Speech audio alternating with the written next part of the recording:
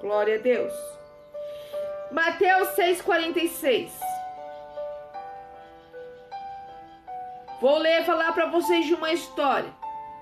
Jesus anda sobre as águas. Essa história vocês já conhecem. Mas novamente Jesus, ele despede a multidão e sobe ao monte para orar. No versículo 46, Marcos 6,46. Tendo-a despedido, subiu ao monte para orar. Novamente, o Senhor está deixando seus discípulos. Voltando um pouquinho no versículo 45, está assim: logo em seguida Jesus insistiu com os discípulos para que entrasse no barco e fosse adiante dele, para Betsaida, enquanto ele despedia a multidão. Tendo-a despedido, subiu ao monte para orar. Chegou o meu momento.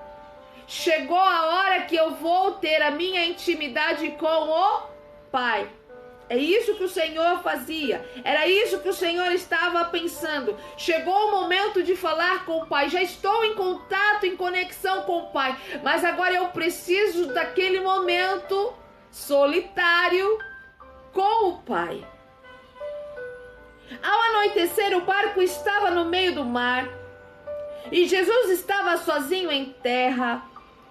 Ele viu os discípulos remando com dificuldade, porque o vento soprava contra eles alta madrugada. Veja, Jesus dirigiu-se a eles andando sobre o mar. Jesus viu toda aquela situação. E Jesus, ele pensou consigo: eu não vou utilizar agora a minha condição humana, mas agora eu vou utilizar a condição da onde eu vim. E eu vou passar por cima do mar.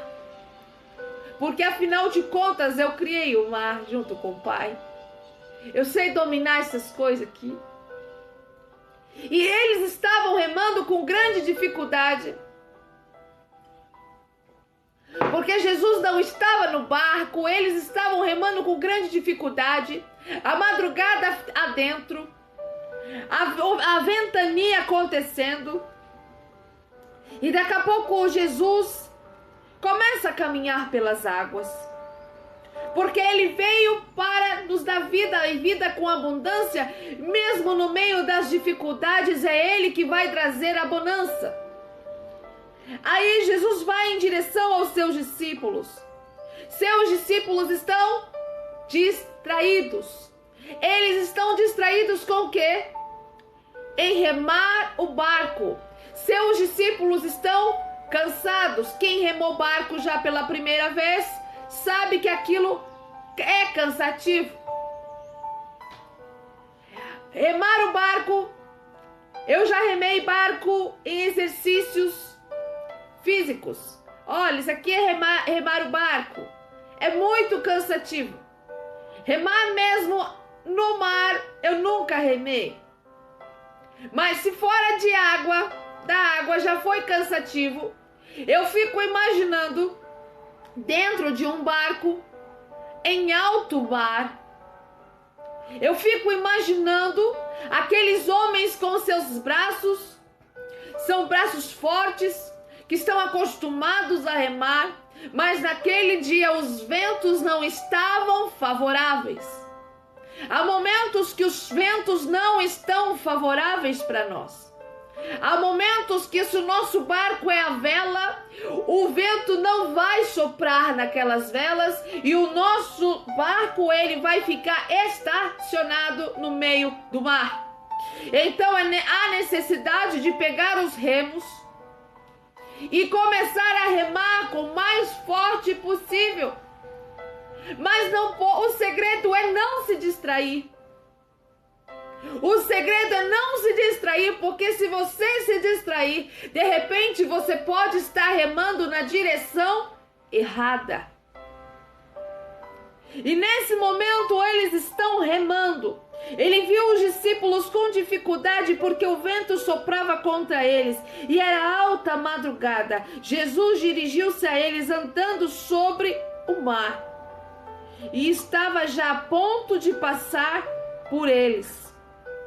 Estava a ponto de passar por eles. Quase alguém não viu. Mas houve alguém que falou assim: "Ah!" Então gritaram, pois todos os tinham visto e ficaram aterrorizados. Ficaram aterrorizados. Em algumas passagens está falando é um fantasma. Em outros capítulos, em outras partes da Bíblia, porque essa passagem tem também Mateus 14, 22 e João 6, 16. E eles disseram: "Ah, é um fantasma." Do nada, você tá ali, remando o barco, distraído. Daqui a pouco você vê algo branco, uma roupa diferenciada no meio do mar, em pé. Não, é um fantasma que está acontecendo. Só que nós vemos aqui que eles ainda não tinham a intimidade de Jesus, com Jesus. Porque andar com Jesus era uma vida de surpresas. E eles tinham consciência que de repente poderiam ser surpreendidos por Jesus, por algum novo feito. E esse foi o novo do Senhor. Se não está indo, se eu não estou conseguindo chegar até vocês, eu vou chegar por cima das águas mesmo. Se não tem barco aqui, eu vou caminhar por cima das águas e eu vou até vocês e vou ajudar vocês a remar. Eu vou estar nesse negócio com vocês. Aí todos estavam aterrorizados, mas Jesus imediatamente lhe disse: coragem, coragem, medo. A essas alturas do campeonato, medo? Coragem, não tenham medo. Então subiu no barco para junto deles e o vento se acalmou. Então subiu no barco para junto deles e o vento se acalmou. E eles ficaram atônitos, pois não tinham entendido o milagre dos pães. Eles estavam se perguntando ainda sobre o milagre dos pães. Você tem noção disso? Na hora que eles estão se retirando, eles entram no barco e eles começam a remar aquele barco. Eles vão remando e conversando, e diante dessas conversas eles querem uma explicação do milagre dos pães.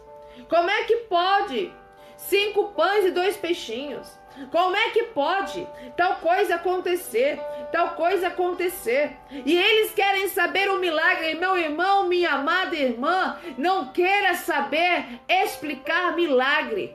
Se Deus tem milagre na tua vida, não queira explicar milagre. Não fique perguntando de milagre, viva o milagre. Ah, mas da onde que vai vir? Ah, o dinheiro não vai dar. Ah, tal coisa não...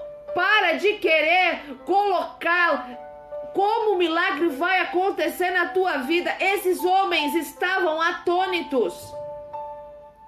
Não somente por ver Jesus andando sobre as águas, mas porque eles viveram milagre. A pessoa pede milagre, mas na hora que ela vive milagre, ela não acredita. Deus cura de uma doença. A pessoa vai lá, faz o exame, constatou que foi curada. Aí daqui a pouco ela vai de novo. Ela vai de novo, vai fazendo vários exames para comprovação, porque ela não aceita ficar sem aquela doença. Deus está falando nesse lugar. Deus está falando nesse lugar. A pessoa quer ser curada, mas ela quer ficar alimentando doença. A pessoa quer viver milagre, mas ela quer ficar alimentando derrota. Não tem como. Deus não está no meio disso. Se você quiser receber milagre, viva um milagre.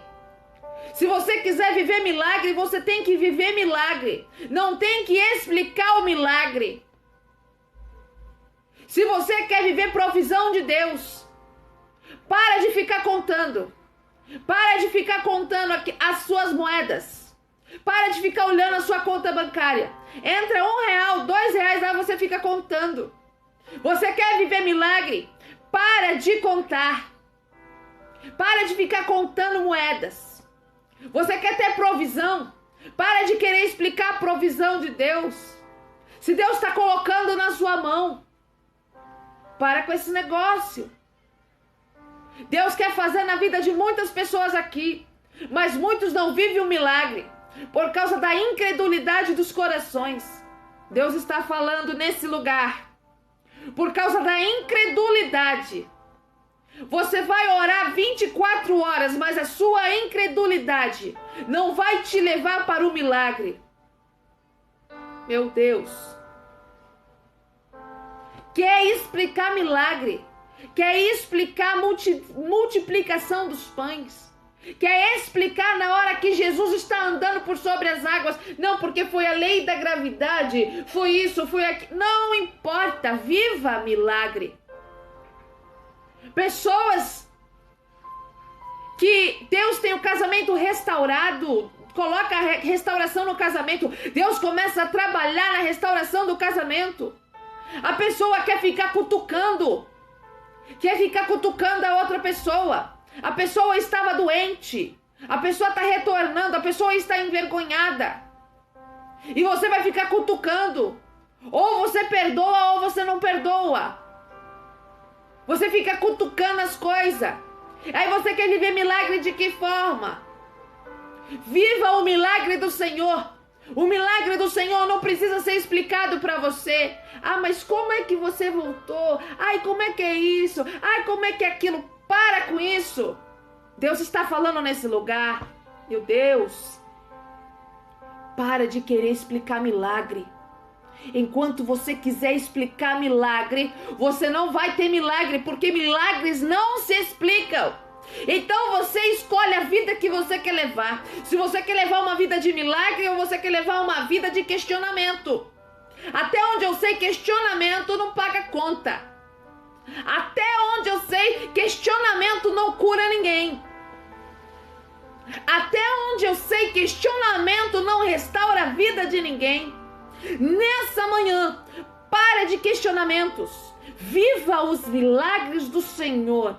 E se você não recebeu um milagre, isso aqui ainda para você, olha, você está no lucro, porque você já está aprendendo como você vai tratar seu milagre. Quer engravidar? Deus abençoa. Faz o primeiro exame. Será que eu tô mesmo? Será que eu tô mesmo? E começa a fuçar aquilo. Aí vai lá e faz outro exame, faz outro exame, faz outro exame. Você quer o quê? O que você tá querendo? Tá querendo provocar a ira de Deus?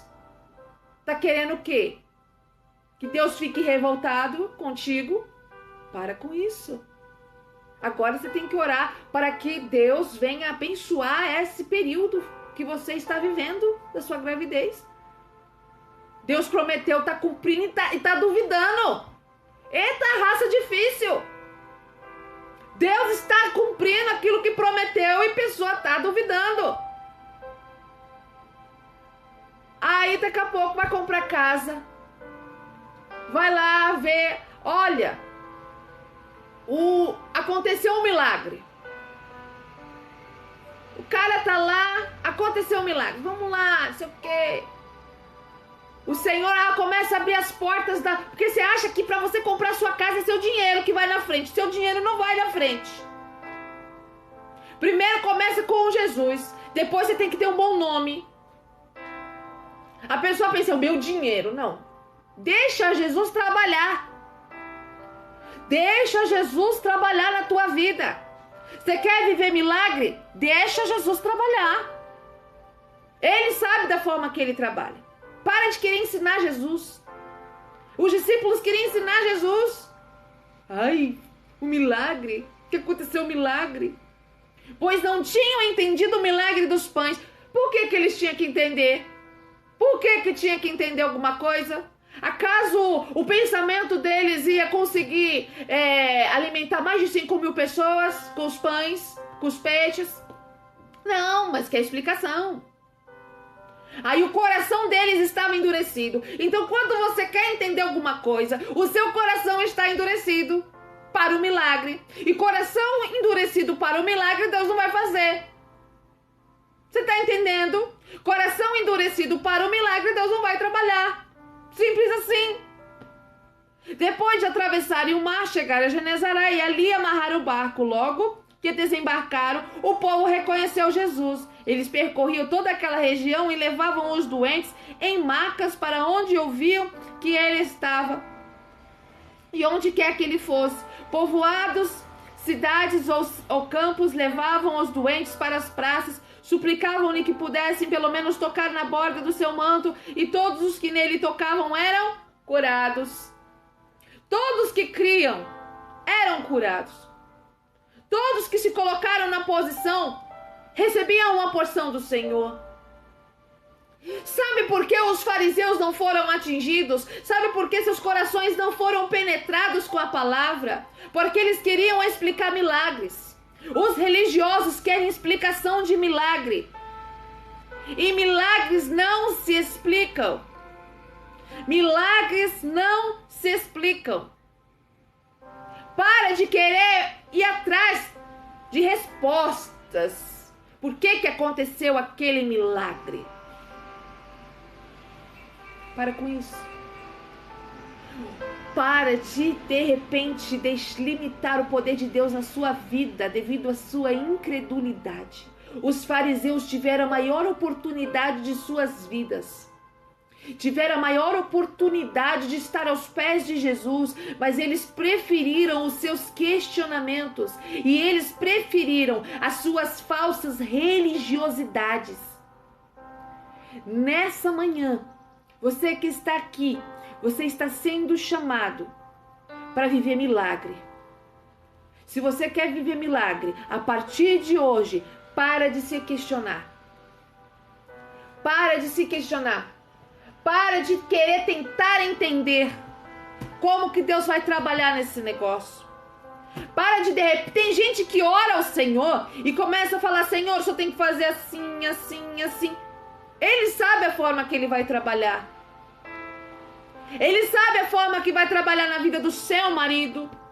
Ele sabe a forma que vai trabalhar na sua vida. Ele sabe a forma que ele vai trabalhar na vida do seu filho, da sua filha.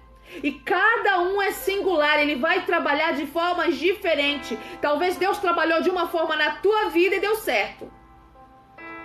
E aí você fica olhando, você quer que Deus trabalhe do mesmo jeito na tua, na vida do seu ente querido. Mas Deus tem a forma dele, ele sabe aonde ele atinge, ele sabe aonde ele fala. Ele sabe aonde ele toca, porque ele conhece no mais profundo do ser. Então para de querer controlar tudo. Para de querer controlar tudo. Enquanto você quiser controlar tudo, Deus não pode trabalhar na tua vida. Não pode trabalhar na tua casa. Enquanto você ficar questionando como que aconteceu o milagre, não vai ter provisão. Não vai ter porta de emprego aberta. Um monte de coisa. Então, ou se você se lança, ou você se entrega nas mãos de Deus e vai, ou você vai ficar sempre no raso. Ou se lança, ou fica no raso. É assim que funciona. Deus abençoe a tua vida, em nome de Jesus.